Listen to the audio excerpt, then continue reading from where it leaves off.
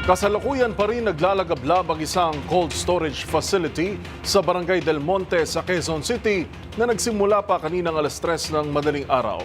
At isa sa mga pangunahing balakid sa pag-apula ng apoy ay ang presensya ng foam sa ground zero. Ang pinakahuling update ihahatid ni Val Gonzalez. As of 11 a.m. ay nakataas pa rin sa ikatlong alarma ang sunog na tumutupok sa buong gusali ng cold storage facility na matatagpuan sa Fernando Poe Jr. Avenue, Barangay Del Monte, Quezon City. Ayon sa Quezon City Fire Department, hirap maapula ang sunog dahil sa maraming mga foam, partikular na ang tinatawag na polyurethane foam. Sabi ng BFP, ito ang ginagamit sa mga cold storage facility bilang isang insulator.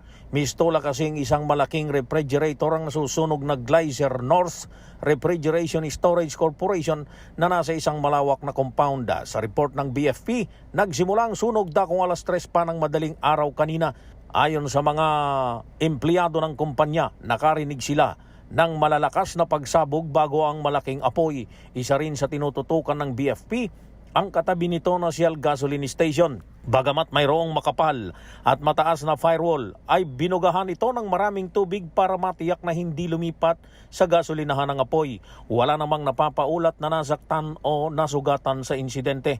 Gumamit na rin ng aerial ladder o truck ladder ang BFP para makapagbuga ng tubig sa mas mataas na lugar upang tuluyang maapula ang apoy sa nasusunog na storage facility.